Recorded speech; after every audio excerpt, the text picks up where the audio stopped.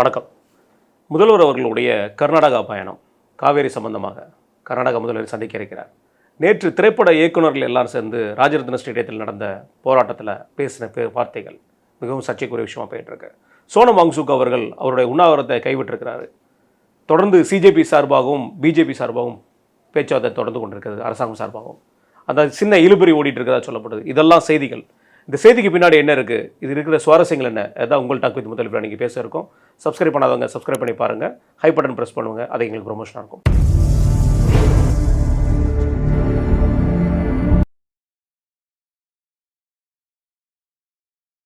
நான் வணக்கம். ஆனால் இன்றைக்கி ஒரு காலையிலே வந்த ஒரு செய்தி, கர்நாடகாவுக்கு முதல்வர் வருகிறார். நம்ம பேசிகிட்டே இருந்தோம், இந்த காவேரி பிரச்சனை என்னங்க எப்படி ஒன்றும் போக மாட்டேக்கு, நானும் நீங்கள் தான் புலம்பிகிட்டே இருந்தோம். சொல்லப்போனால் வேளாண் துறை அமைச்சர் கூட புலம்பலாம், நம்பரும் அப்படி புலம்பிகிட்டு இருந்தோம். பார்த்தா இன்றைக்கி காலையில் வந்த ஒரு நல்ல செய்தி. இது வரைக்கும் வந்த செய்திகள்லேயே எனக்கு பொறுத்த வரைக்கும் எனக்கு ரொம்ப பிடிச்ச செய்தியாக இது பார்க்கப்படுது. முதல்வர் அவர்கள் ஆகஸ்ட் 3ஆம் தேதிக்கு போகிறார் அப்படிங்கிற மாதிரி சொல்லுது.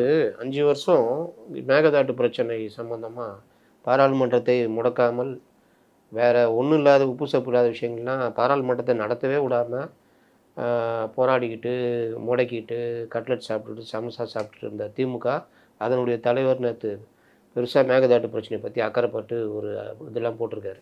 மேப்போட போட்டிருந்தாரா? எல்லாம் போட்டு கேள்வியெல்லாம் வச்சுருந்தார். நீங்கள் என்ன போக மாட்டீங்களா, ஏன் அனைத்து கட்சி கூட்டத்தை கூப்பிட்டு போக மாட்டேங்கிறீங்க பிரதமரை சந்திக்கிறது. இப்போது இன்றைக்கி இந்த அறிவிப்பு வந்திருக்குது. அதாவது நேரடியாக அவரையே முதல்வரையே சந்திக்கிறாருன்றது. இது ஒரு நல்லது ஒரு முயற்சி. சம்மந்தப்பட்டவங்களே நேராக சந்தித்து பேசிட்டா பல பிரச்சனைகளுக்கு தீர்வு கிடைக்கும். இன்னொரு விஷயம் என்னென்னா, நீ கர்நாடகா நினச்சா கூட இன்றைக்கி தண்ணி அனுப்ப முடியாத நிலமை தான் அங்கே உள்ள நிலமை. ஆமாம். அதனால் இது நீண்ட கால பிரச்சனை, தண்ணி விடாமல் இருக்கிறதுலாம் அது ஒரு தனி கதை சப்ஜெக்ட்னு வச்சிங்கன்னா, இன்றைக்கி அங்கே நீர்பிடிப்பு இந்த அணைப்பகுதிகளில் தண்ணி போதிய இருப்பு இல்லை, அனுப்ப முடியாத சூழல் இருக்குது. காரணம் தென்மேற்கு பருவமழை ஆரம்பித்து இப்போ வரைக்குமே ஒன்றுமே இல்லை. இன்றைக்கி இப்போ உள்ள நிலவரப்படினா 61 டிஎம்சி தண்ணி தான் காவேரியில் அந்த ஃபுல்லாக டோட்டலாகவே இருக்குது, அவைலபிலிட்டி இருக்குது. நமக்கு இந்த 2 மாதம் சேர்த்து 59 டிஎம்சி தண்ணி தரணும். அப்போ 61 டிஎம்சி தண்ணி தான் அங்கே இருப்பே இருக்குது. இது எப்படி கொண்டு போய் முடிக்க போகிறாங்கன்னு தெரியல. இல்லை, மழை மறுபடியும் ஸ்டார்ட் ஆகுது, இப்போ வேகம் எடுக்க போகுது. மழை வேகம் எடுத்தால் அந்த பிரச்சனைக்கு தீர்வு வரும்னு நினைக்கிறோம். ஆனாலும் இது ஒரு நிரந்தர தீர்வாக ஏதாவது பண்ணணுன்றது தான்.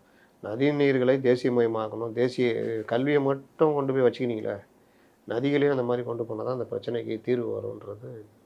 ரைட்ண்ணே. இந்த காவேரி நதிநீர் மேலாண்மையோட தீர்ப்புண்ணே 2018 வந்த தீர்ப்பு தான். இதில் ஒரு சின்ன இது என்னென்னா, இத்தனை டிஎம்சி தண்ணீர் இருந்தால் இவ்வளோ டிஎம்சி தண்ணீர் திறந்து விடலாம் அப்படிங்கிற மாதிரி எந்த ஒரு இதுவுமே ஜட்ஜ்மெண்ட்டுமே இல்லாமல் இருக்கு. நீங்கள் அரசாங்கம் இந்த மாதிரி பொறுத்த வரைக்கும் எப்போவுமே ஒரு நிலையான தீர்வுக்கு வழியே சொல்ல மாட்டாங்க.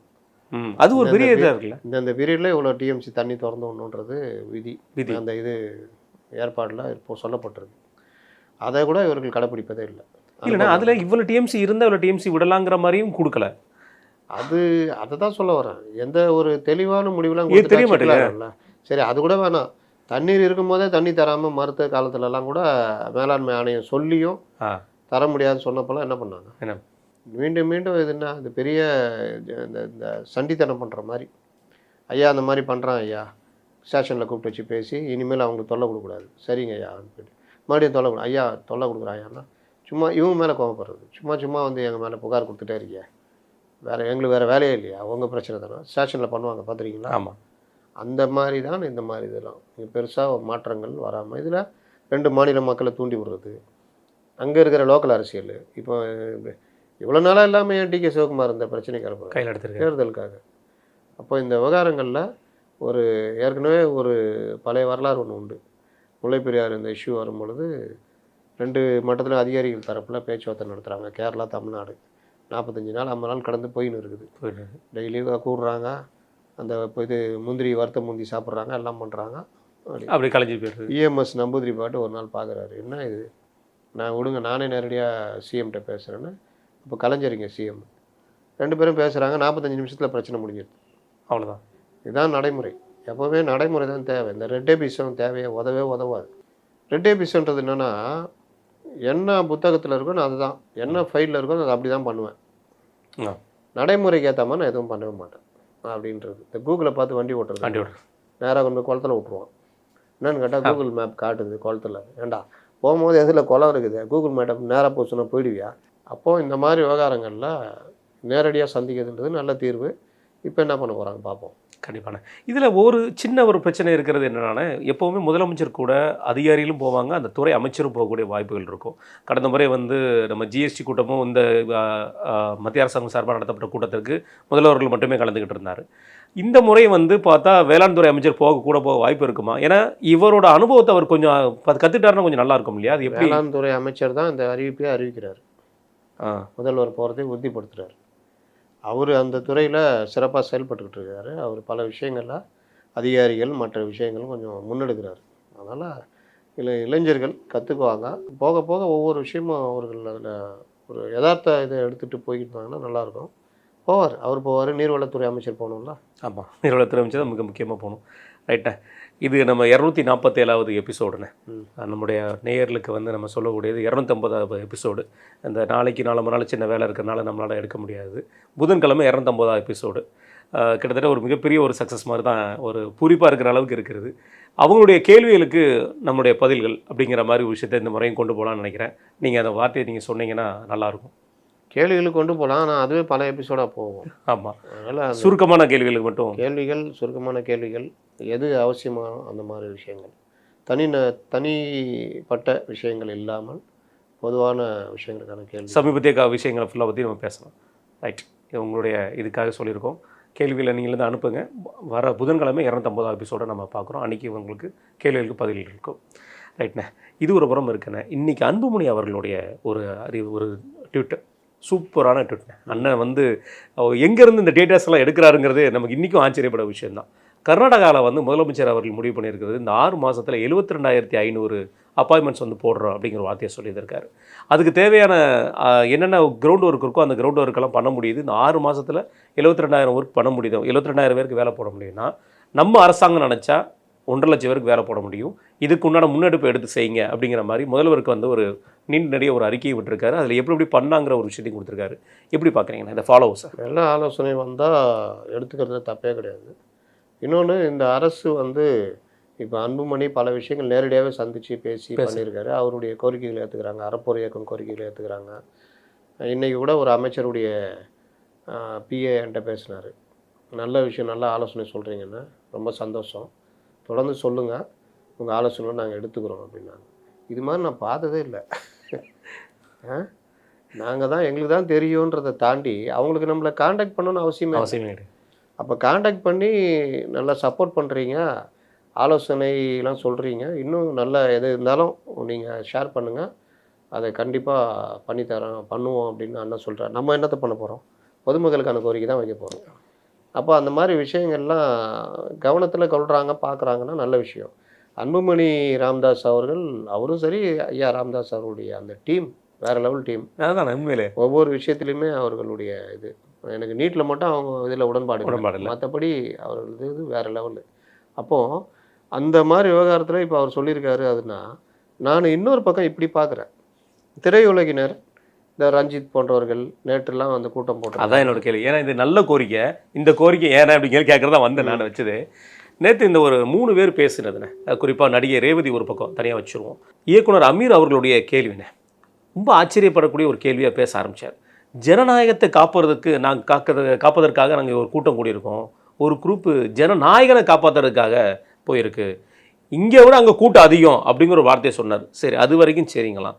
ஆனால் அந்த கூட்டத்தோட இந்த கூட்டத்துக்கு தான் நாலேஜ் அதிகம் அப்படிங்கிற சொல்கிறத எப்படி பார்க்குறீங்க? ஏன்னா இவர் பருத்தி வீரன் போன்ற அற்புதமான படங்கள் எடுத்து இளைஞர்களுக்கு வழிகாட்டியாக நாலேஜை வளர்த்தவர். அதனால் அவரை வந்து பாராட்டணும்.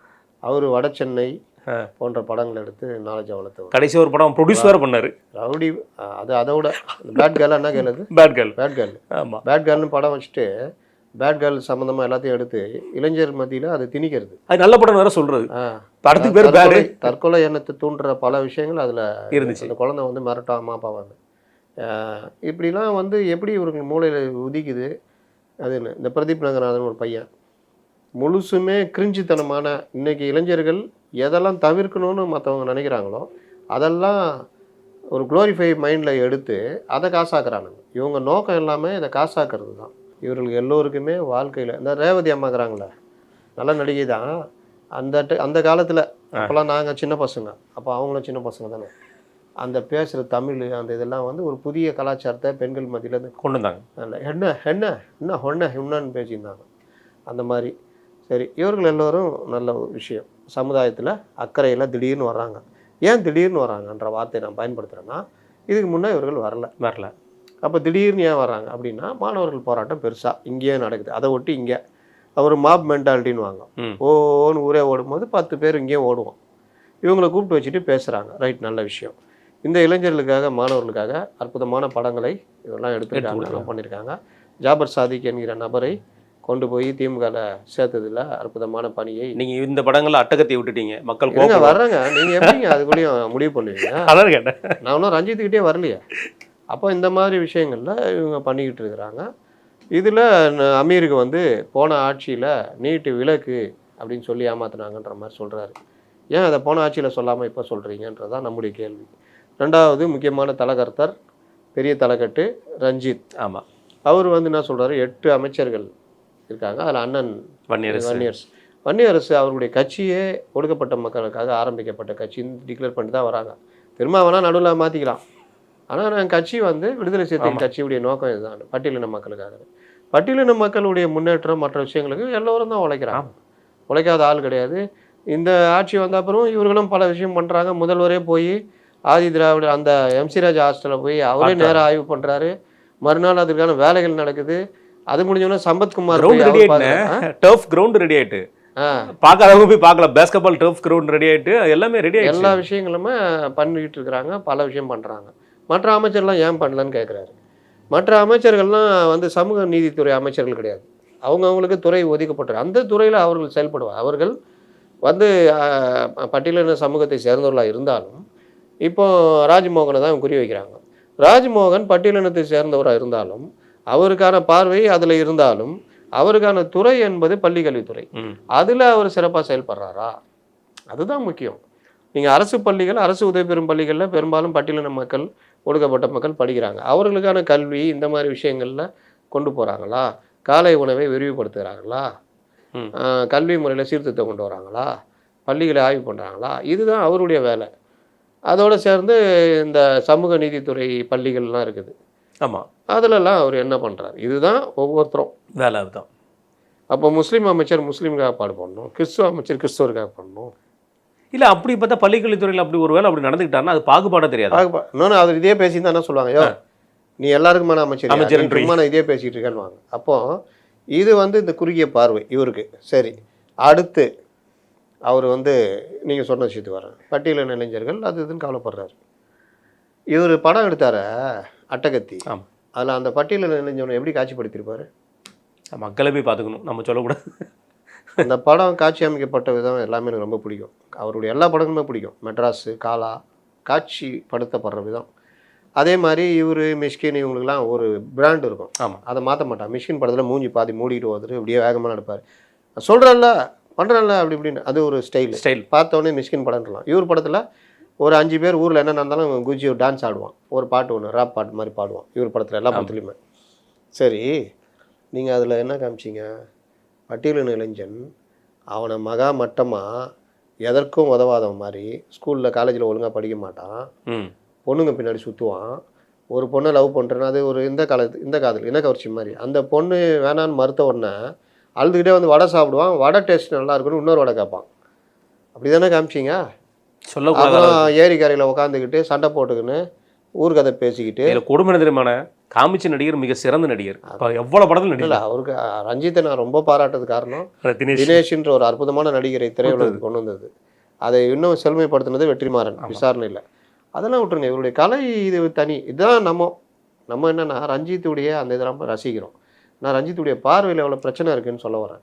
நீங்கள் பட்டியலின மக்களுக்கான ஒரு அற்புதமான படத்தை எடுத்திருந்தீங்கன்னா உண்மையிலே நான் உங்களை பாராட்டுவேன். ரைட், அதை இளைஞர்கள் எப்படி இருக்கிறாங்கன்றதை மாற்றணுன்றதுக்கு படம் எடுத்திருந்தீங்கன்னா பாராட்டலாம். ஆனால் நீங்கள் அதை ஒரு காசாக்குறீங்க. ரெண்டாவது மெட்ராஸு, ஒரு பட்டியலினத்தை சேர்ந்தவர் இன்னொரு பட்டியலினத்தை சேர்ந்தவரை துரோகத்தனம் பண்ணுறது தான் அந்த படம். நீங்கள் யாருக்கு எதிராக எடுத்தீங்கன்னு தெரியும். அந்த ஹேர் ஸ்டைலு, பேசுறது, மற்றதெல்லாம் அதில் உங்களுடைய இது இருந்தது தானே? ஆமாம், உள்நோக்கம். காலா எடுத்தீங்க. ஆமாம், காலா உண்மையிலே அற்புதமான படம். அது வந்து ஒரு கமர்ஷியல் ப்ளஸ்ஸு ஒரு பெரிய ஸ்டார் நடித்த படம். ஆனால் காட்சிப்படுத்தப்பட்ட விதம் அது மும்பைக்கான ஒரு விஷயம். ஆமாம், இப்போ இந்த மாதிரி விவகாரங்கள் எல்லாத்துலேயுமே நீங்கள் எப்படி நடந்துக்கிட்டீங்கன்னு ஒரு விஷயம் காலா தவிர்த்துடலாம்.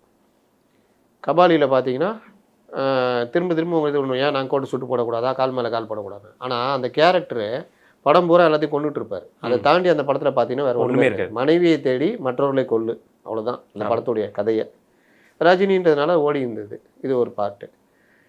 இதில் இவர் பட்டியலின இளைஞர்களுக்காக ஏதாவது ட்ரஸ்டி இல்லை அந்த மாதிரி நம்ம இவர் சூர்யா மாதிரி ஒரு அகரம் ஃபவுண்டேஷன் மாதிரி அந்த மாதிரி ஏதாவது பண்ணுறாருன்னா இல்லை. நீலம் ஃபவுண்டேஷன் சொல்லி வச்சிருக்கிறாரு. அது வந்து கலை பண்பாடு இவர்களுக்குன்னு ஒரு அடையாளம் இருக்குங்க. ஆமாம், இந்த பறை இசைன்னு வச்சுக்குவாங்க, ஒரு மாதிரி தனித்துவமாக இது மாதிரி பண்ணிகிட்டு இருப்பாங்க இவர்கள் கம்யூனிஸ்ட்டுகள்லாம். அது பார்க்கும்போது இவங்க தான் அப்படி தான்ப்பா அப்படின்ற மாதிரி தான் தெரிஞ்சு போயிடும். அது இது என்ன கலைகளை காக்குறோம் அதுன்னுவாங்க, தோழர்னுவாங்க, அதுன்னுவாங்க, இதுன்னுவாங்க. அந்த குரூப் இருக்குது பாருங்க, தீகா லூலுன்னோம், ஆமாம், அப்புறம் மாற்றுக்காதல்னா தப்புன்னோம். அது இது எல்லாமே லாஸ்ட்டில் மக்கள் எப்படி பார்க்க ஆரம்பிச்சாங்கன்னா, ஏய் இப்படிதானா நீங்களும் அப்படி தான் அப்படிங்கிற மாதிரி. அப்போது நீங்கள் ஒடுக்கப்பட்ட மக்களுக்காக கம்யூனிஸ்ட்டுகள் ஒரு காலத்தில் போராடினாங்க. அவர்களும் அவர்களோட உட்காந்தாங்க, அவங்களோட சாப்பிட்டாங்க, அவங்க பிரச்சனைக்கு பேசினாங்க, அவர்கள் பிரச்சனையை கதைகளாக இலக்கியங்களாக கொண்டு வந்தாங்க. அதுதான் இது. ஆமாம், அதை காசாக்கலை கம்யூனிஸ்ட்டுகள். இவர்கள் எல்லோரும் இதை காசாக்குகிறார்கள். இது ஒன்று. சரி, பட்டியலின இளைஞர்களை விட்டுருங்க. அப்போது பொதுவான இளைஞர்களுக்காக தான் நீங்கள் இப்போ பேசுகிறீங்க, நீட்டு கீட்டுலாம் பேசுகிறீங்க. கடந்த 5 ஆண்டுகளில் இதே ரஞ்சித்து நீட்டுக்கு எதிராக எத்தனை தடவை பேசினார்? சரி, அதை விட்டுருங்க. இந்த தேர்வுகள், இந்த முறைகேடு, இதுதானே அங்கே மெயின் விஷயம். அதை வச்சு தானே நீங்கள் இங்கெல்லாம். ஆமாம், டிஎன்பிஎஸ்சின்னு ஒன்று தமிழ்நாட்டில் இருக்க, அதில் எவ்வளோ பிரச்சனை வந்தது? தலைவரே இல்லாமல் இருந்துச்சு. வருஷத்துக்கு 1,00,000 பேருக்கு வேலைன்னு சொல்லிட்டு ஒரு மொத்தம் 5 வருஷத்துக்கே 43,000 பேருக்கு தான் வேலை கொடுத்தாங்க. எத்தனை தடவை இந்த திரையுலகினர், இந்த பிரதீப் ரங்கநாதன் சுட்டமுடி, இந்த அறிவு இல்லாத அறிவு, ஆமாம் அறிவு தானே, திருக்குறள் அறிவு, இவர்கள் எல்லாம் குரல் கொடுத்துருக்காங்க. தெரிஞ்ச வரைக்கும் இல்லை, இல்லவே இல்லை. ஆமாம், அந்த இடத்துல என்ன ஆகிட்டாங்க இன்னைக்கு ஏன் வராங்க லயலா காலேஜ்லேயும் அங்கேயும் எங்கேயுமே பேச என்னன்னா, இந்த மாதிரி போராட்டங்கள் வரும்போது இளைஞர்கள் தன்னெழுச்சியாக திரளுவாங்க, அதில் போய் கொக்கி போட்டுக்கிறது, தனக்கு ஆதரவாக தன்னை ஒரு முற்போக்காளனாக காமிச்சிக்கிறது. இது சரிண்ணே, அது அவங்களுடைய உள்நோக்கமாக கூட இருக்கலாம். என்னோட கேள்வி என்னன்னா, இது டெல்லியில் காக்ரோச் ஜனதா பார்ட்டி ஒரு ஆர்ப்பாட்டம் நடத்துறீங்க. அந்த ஆர்ப்பாட்டத்தை பேஸ் பண்ணி அங்கே நடந்த இளைஞர்கள் மீது நடந்த தடியடியோ அல்லது நீட் தேர்வு நடக்கிற முறைகேடுகளுக்கு அந்த கூட்டத்துக்கு ஆதரவாகவோ நீங்கள் டெல்லிக்கு போக முடியாது. இங்கே ஒரு கூட்டத்தை நடத்துறீங்க, ரைட்டு. அப்படி பார்த்தா சிஜேபிக்கு பிஜேபி மேலே இருக்கிற கோவத்தை அங்கே காமிச்சிட்டு இருக்காங்க. நீங்களும் அங்கே தானே காமிக்கணும், ஏன் தாவேகா மேலே கோவத்தை காமிச்சிட்டு இருக்கீங்க? அதுதான் மேட்ரு, அதுதான் பாசம், திமுக பாசம். சரி, ஜனநாயகன் படம் அவ்வளோ பிரச்சனைக்கு அப்புறம் ரிலீஸ் ஆகுது. ஜனநாயகன் வந்து இது ஜனநாயகத்துக்கு போராடல. ஜனநாயகன்னா அவங்க வேலை எப்படி இருக்குது பாருங்கள். இன்றைக்கி போய் சபாநாயகர்கிட்ட ஒரு பிரபலமான சேனலுடைய ரிப்போர்ட்டர், அது வந்து ஏதோ ஒரு முக்கியமான வெளிநாட்டு வாழ் ஒரு நிகழ்ச்சி கருத்தரங்கம், அதில் அவர் கலந்துக்கிறாரு. இன்றைக்கி ரிப்போர்ட்டருங்க எப்படி இருக்காங்க பாருங்கள், அதில் தானே கேள்வி கேட்கணும். அதை விட்டுட்டு அவர்கிட்ட போய் ஜனநாயகன் பற்றிலாம் கேட்டுருந்தா இருக்கிறதுலே ரொம்ப தெளிவாக பதில் சொல்லக்கூடியவர் அவர். ஆமாம், ஒரு சபாநாயகர் உங்களுக்கு கேட்டப்பெல்லாம் பேட்டி கொடுக்குறான்றதுக்காக என்ன வேணால் கேட்டுக்கிட்டு இருப்பீங்களா? இப்போ அது ஒரு கலாச்சாரமாக மாறுது. இந்த மாதிரி கேள்வி கேட்டு அதை எடுத்து போட்டு அதில் பேஜ் வியூ பார்க்குறது, இந்த அயோக்கியத்தனத்தை சப்போர்ட் பண்ண முன்னாள் சபாநாயகர் அவரை விட்டுருங்க. மாஞ்சோலையில் அவர் பேசின பேட்டி இப்போ வெளியே ஓடிட்டு இருக்கு. அப்போ அவர் வந்து சபாநாயகருக்கு ஒரு இலக்கணமே கிடையாது. சபாநாயகர் அரசியல் பேச மாட்டாங்க, பேசக்கூடாது, அவர்கள்ட்ட அந்த கேள்வியும் வைக்கக்கூடாது. ஆனால் இவர்கள் இப்போ நீங்கள் சொல்லுங்கள், விஜய் வந்து பேட்டி கொடுக்கலன்றாங்க. பேட்டி கொடுத்தா என்ன கேட்பேன்? தான் கேட்பேன். இதுதான் பிரச்சனை. நம்ம வந்து இந்த அமைச்சர்கள் அழுததால் நம்ம வந்து கிண்டல் அடிக்கிறோம், அதெல்லாம் சரியில்லைன்றோம். ஆனால் அவர்கள் போய் ஒரு 2 மணி நேரம் படம் பார்க்கறதில்ல என்னமோ நாடே தலைகீழான மாதிரி சொல்கிறீங்களே. அப்போ நீங்கள் கூலி படம் பார்த்தீங்கன்னு கேட்டால் ஒருத்தர் புத்திசாலித்தனமாக என்கிட்ட கேட்குறாராம், கூலி படம் பார்த்த பொழுது இது மாதிரி நீட் போராட்டம் நடந்ததான்னு.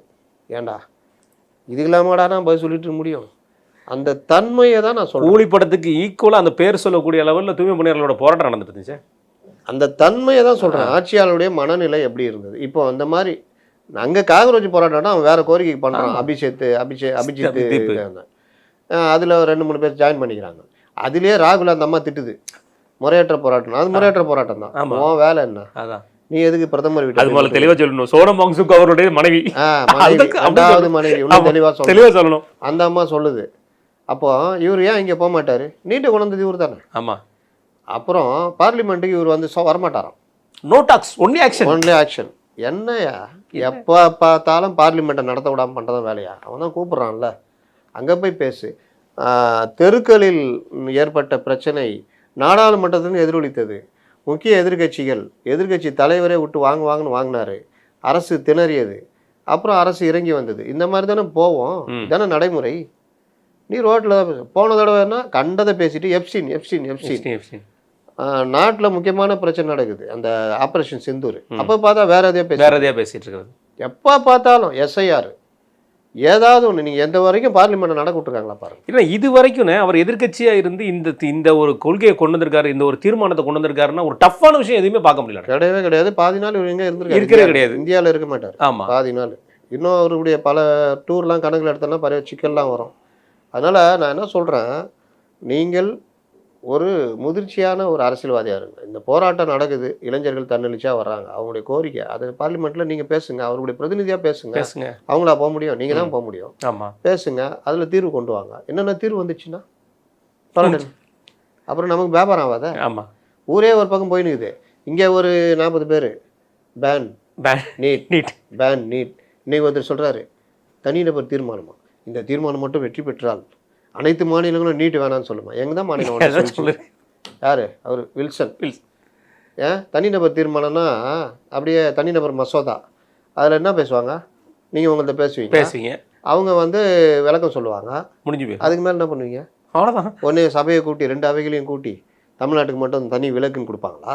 எப்படின்னு தெரியல. அதெல்லாம் வித்த இப்படி ஒருத்தர் இருக்கிறாருங்க. அவர் போட்டு அதுக்கு கீழே மேலே ஒருத்தர் விவரித்து போடுறாரு தமிழில். இந்த மாதிரி இதெல்லாம் வந்துச்சுன்னா அவ்வளோதான். மற்ற மாநிலம் ஒன்று கேட்டாங்களா? கண்டிப்பாக. அவங்க கூட இருக்கிற காங்கிரஸ் கேரளாவில் கேட்கல. மற்ற எந்த மாநிலத்தில் நீட்டுக்கு எதிராக இது இவ்வளோ பிரச்சனை நடக்குது, எந்த மாநிலத்தில் நீட்டுக்கு எதிராக போராட்டம் நடக்குது? அப்படி நடந்தால் இந்த ஊடகங்கள் காமிக்காமல் இருக்குமா?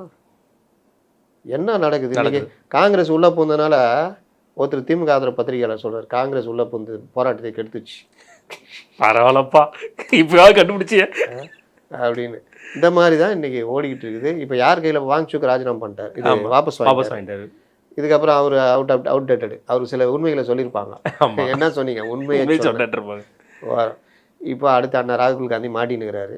இப்போ அங்கே 2-3 தான் மாறும். இப்போ அவர்கள் 2 உயர்கல்வித்துறை செயலரையும் பள்ளிக்கல்வித்துறை செயலரையும் மாற்றிட்டாங்க. என்னென்ன வேணுமோ இறங்கி வந்துட்டாங்க. வேற என்ன, அவர் தர்மேந்திர பிரதான தூக்குறதுலான்றதெல்லாம் இவர்கள் இஷ்டத்துக்குலாம் அவங்க பண்ண மாட்டாங்க. கண்டிப்பாக இது ஒரு விஷயத்துக்குமே பண்ண சொல்லுவாங்க. இதில் எனக்கு ஒரு கேள்வி என்னன்னா, இந்த தலித் அமைச்சர்கள் வந்து எங்களுடைய ரெப்ரசன்டேட்டிவ் கிடையாது அப்படிங்கிற மாதிரி சொல்றது ரஞ்சித் அவர்கள் சொல்றாரு. நீங்க எந்த தலித் அமைப்புகளுக்கு ரெப்ரசன்டேட்டிவ்? உங்களை யார் சொன்னா? தலித் அமைச்சர்கள் தலித் பிரச்சனை மட்டுமே பேசிட்டு இருக்கணும்னு யார் சொன்னா? சரி, இதே ரஞ்சித் கால் மேலே கால் போட்ட இது அம்பேத்கர் மேட்டர் இன்னைக்கு எழுப்புறாரு. உண்மையிலேயே எனக்குலாம் வருத்தம். ஒரு நம்முடைய தேசத்துடைய அரசியலமைப்பு சட்டத்துடைய தந்தை, வாழ்நாளெல்லாம் ஒடுக்கப்பட்ட மக்களுக்காக காந்தி வரைக்கும் சண்டை போட்டவர். அப்பேற்பட்ட ஒரு மனிதருடைய சிலை கால் மேலே கால் போட்டிருக்காருன்னு ஒரே காரணத்துக்காக திறந்து வைக்காமல் இருக்கிறாங்க அப்படின்னா, திராவிட மாடல் அரசு 5 வருஷமா என்னத்தையா கழட்டிட்டு இருந்தாங்க? அது சமூக நீதி ஆட்சி தானே. கடந்த முறை நடந்து சமூக நீதி ஆட்சியில் இந்த வேலை நடக்கணும்னா இந்த ரஞ்சித் எத்தனை தடவை குரல் கொடுத்தாரு? அது கேட்டு அந்த சில விஷயமா பார்க்கவே இல்லை. நானும் இன்னைக்கு போட்டு பார்த்துட்டேன். ChatGPT வெளியே போனா அப்படின்ட்டேன். எதுவுமே கேட்டதே கிடையாது. இது விசிகா மட்டும் கொடுத்துருக்காங்க. அவரும் பெருசாக அரசுக்கு எதிராக கொடுக்கல. சண்முகம் சமூக நீதி காவலர், இது மாதிரிலாம் பண்ணிங்கன்னா நாங்கள் மறுபரிசீலனை பண்ண வேண்டி இருக்கணும். அவரும் என்றைக்கும் பேட்டி கொடுக்கல. ஏன்னா அப்போ தேவையில்லை. இப்போ இந்த அரசு வந்த பிறகு இந்த பிரச்சனையை ஓங்கி நின்று இவர் பேசுகிறார். ஏன்னா இந்த மேட்டருக்கு ஏதாவது பேசி ஆகணும்னு. உண்மையிலே வரவேற்கலாம். அவர் கோரிக்கையை நானும் முதல்வருக்கு வைக்கிறேன். ஆமாம், நீங்கள் போய் திறந்து வைங்க. அது நல்ல கோரிக்கை தான். சவுக்கால் அடித்த மாதிரி அந்த அரசுக்கு உங்கள் செயல் மூலயமா இருக்கும். அது நல்ல கோரிக்கை தான். நல்ல கோரிக்கை. தலைவருக்கு ஒரு அரசியலமைப்பு சட்ட தலைவருக்கு, அந்த தந்தைக்கு ஒரு பெரிய மரியாதை கொடுத்தோம். இல்லை, நீங்கள் காலை உணவு திட்டத்தை காமராஜர் அவர்கள் பேரை சுற்றி வச்சிருந்தீங்க. அவருக்கு துரைமுருகன், அவர் ஒன்றும் பேர் முதலமைச்சர் வைக்கிட்டோம். காமராஜர் பேர் வச்சா அவனுக்கு என்ன? அவரும் முதலமைச்சராக தான் இருந்திருக்காரு. அவர் வேறு தான் இருந்திருக்காரு. ரைட்ண்ணா. இது அப்படியே இருக்கும்போது சிஜேபியோட போராட்டம் தானே. இன்னைக்கு காலையில் சோனம் வாங்சுக் அவருடைய நான் இது பண்ணிருக்கிறேன், வாபஸ் பண்ணுறேன்னு சொல்லிட்டாரு. ஆனால் இப்போ வரைக்கும் பார்த்தீங்கன்னா அந்த போராட்டக்காரர்கள் மத்தியில் வந்து மீண்டும் வந்து கிளர்ச்சி உருவாக்குற மாதிரி தான் பேச்சுவார்த்தைகள் போயிட்டுருக்கு. குறிப்பாக சொல்ல போனால் அவங்க சொல்கிற வார்த்தை, தர்மேந்திர பிரதான் அவர்கள் வந்து ராஜினாமா செய்தே வேண்டும். அது மட்டும் இல்லாமல் சொன்ன வார்த்தை, அந்த குழந்தைகள் இறந்து போன குழந்தைகளுக்கு 1 கோடி ரூபா கொடுக்கணும். அது மட்டும் இல்லாமல் இன்னும் மீண்டும் வந்து பல கோரிக்கைகளை வச்சுட்டு இருக்காங்க. ஒரு நீங்கள் 3 கோரிக்கை வச்சாங்க. ஒன்று தர்மேந்திர பிரதான் யாதவ், இன்னொன்று அந்த நீட் தேர்வு முறைகேடு சம்பந்த நடவடிக்கை, 3வது இறந்து போனவர் குழந்தைகளுக்கு 3த்துக்குமே தர்மேந்திர பிரதான் யாதவ் மேட்டரை பரிசீலிக்கல. அதுக்கு பதிலாக அந்த அதிகாரிகள் முக்கிய அதிகாரி 2 பேர் மாற்றிட்டாங்க. அந்த இது பரிசீலிக்கிறேன்னு சொல்லியிருக்காங்க, இந்த இழப்பீடு கொடுக்கறது. ஆமாம், இதுக்கு நடவடிக்கை போய்கிட்டு இருக்குது. இதுக்கு பிறகு புது புது கோரிக்கை உருவாக்குனீங்க வச்சுக்கிங்க, உங்கள் நோக்கம் வேறன்னு இல்லை அதை தான் இன்னைக்கு இப்போ என்னன்னா இப்போ நீதிமன்றமே கலைச்சிட சொல்லும். இப்போ அதை தான் வந்து என்னன்னு பார்த்தீங்கன்னா இருக்கிற சோசியல் மீடியா ஃபுல்லாகவே அங்கே இருக்கிற எல்லாத்தையுமே கண்ட்ரோல் பண்ணி இப்போ மொத்த கண்ட்ரோலுக்குள்ளே கொண்டு வந்திருக்கு டெல்லியோட காவல்துறை. இன்னொன்று சொல்கிறேன், நீதிமன்றம் வந்து நீதிபதியே இவங்க அலற வச்சுட்டாங்க. நீதிபதிக்கு எதிராக ஒரு கருத்தை உருவாக்கிட்டாங்க. அப்போ அந்த அந்த அபிஜித்துக்கு என்ன எண்ணம் இருக்குது, நீதிபதிக்கிட்ட போயிட்டு லவ் லெட்டர் கொடுத்தீங்கன்னா, அதான் நானும் கேட்கணும்னு நினச்சேன். நீதிபதிகிட்ட போய் நீங்கள் இப்போ உயர் நீதிமன்றம்னா நீங்கள் தலைமை நீதிபதிகிட்ட போய் மென்ஷன் பண்ணணும். ஆமாம், முறையீடு அது பேர். ஐயா போராட்டம் நடக்குது, இது சம்மந்தமாக நீங்கள் அவசர வழக்காக எடுத்துக்கணும். அவரு என்ன சொல்லுவார், நீங்கள் போடுங்க, நான் மத்தியானமாக எடுத்துக்கிறேன், பெட்டிஷன் போடுங்க, மனுவா முறைப்படி மனு தாக்கல் பண்ணுங்கள், மத்தியானம் எடுத்துக்கிறேன், இல்லை நாளைக்கு எடுத்துக்கிறேன், இல்லாட்டி இதெல்லாம் வந்து அவசர வழக்கை விசாரிக்க முடியாது, நீங்கள் மனு போடுங்க, நம்பராகி வரட்டணும். இந்த 3 தான் பதில். அங்கே எப்படின்னா ஏஓஆர் இருப்பாங்க, அட்வொகேட் ஆன் ரெக்கார்டு, அவர் மூலிமா தான் நீங்கள் போய் பண்ண முடியும். மென்ஷன் பண்ணலாம். மென்ஷன் பண்ணுறத வந்து அவங்க சொல்லுவாங்க, நீ கடிதம் கொடுத்தா, அவர் அதுக்கு தான் சொல்லியிருக்காரு. இது என்ன கடிதம் கொடுக்குறீங்க, கடிதம் கொடுக்குறது வீடியோ கொடுக்குறது இதெல்லாம் வந்து இது இல்லை, முறைப்படி மனு போடுங்க, நான் விசாரிக்கிறேன்னு இருக்காரு. அதை வந்து அப்படியே ட்விஸ்ட் பண்ணி உங்கள் வீடியோ பார்க்காத நேரம் இல்லை, இது வழக்கத்தான் வேலையா அப்படிலாம் எவ்வளோ பெரிய சோசியல் மீடியா கிரைம் பாருங்களேன். அவர் வந்து இன்னைக்கு விளக்கம் கொடுத்துருக்காரு. நான் இது 1. 2வது இந்த போராட்டம் சம்பந்தமாக மத்திய அரசுக்கு சில இது கேட்டிருக்காங்க, என்ன நீங்கள் உங்கள் இஷ்டத்துக்கு மெட்ரோவை மூடுறீங்க, அதெல்லாம் பண்ணாதீங்க, பொதுமக்களுக்கு தொல்லை. 2வது சீக்கிரம் முடிவு கொண்டு வாங்கன்றாங்க. இப்போ அடுத்து மத்திய அரசு பதில் கொடுக்கும், நாங்கள் இந்த மாதிரி பண்ணுறோம், மெட்ரோ வேலைக்கிறோம், இந்த மாதிரி சட்ட ஒழுங்கு பிரச்சனை இருக்குது. சட்ட ஒழுங்கு பிரச்சனைன்னு வரும்பொழுது நீங்கள் கோர்ட் அதில் மீறிலாம் பண்ணலாம் சொல்லாது. அதுக்கு பிறகு கேட்ட கோரிக்கைலாம் பேசியிருக்கோம், பேச்சுவார்த்தைக்கு வர சொல்லுங்கள், பேசிக்கலான்னு. இதுக்கு பிறகு புதுசாக நீ கோரிக்கை உருவாக்கணும்னா கோர்ட்டுன்னு நான் சொன்னால் அவனை கலைச்சி விடுறோம். அதுக்குள்ளே எந்தெந்த சமூக விரோதிகள் மற்றவர்கள் இருந்தாங்க, பிரதமருக்கு எதிராக எவ்வளோ அவமதிப்புக்கான வீடியோக்கள் மற்ற விஷயங்கள் இளைஞர்கள் மத்தியில் கொண்டு போகப்பட்டதுன்றதெல்லாம் எல்லாத்தையுமே கோர்ட்டில் வைப்பாங்க. இது எல்லாத்தையும் நீதிமன்றம் பார்க்கும். அதனால் இது நான் ஏற்கனவே சொல்லிட்டேன், அவங்க அஜெண்டா அதுதான். ஆனால் இதை வச்சு ஒவ்வொருத்தருக்கும் ஒவ்வொரு அஜெண்டா வச்சு உள்ளே கொண்டு வராங்க. அதை எல்லாத்தையும் பார்த்துக்கிட்டு இருக்கிறதுக்கு உச்சநீதிமன்றமோ மற்றவங்களோ பைத்தியக்காரர்கள். கண்டிப்பாக. அதனால் நீங்கள் விட்டா அபிஜித்துக்கு என்ன பண்ணுமோ அதெல்லாம் பண்ணி கொடுப்பாங்க. முடிஞ்சு போயிடும். ரைட், மிக நன்றி. உங்கள் நேரத்தை கருத்தை நன்றி.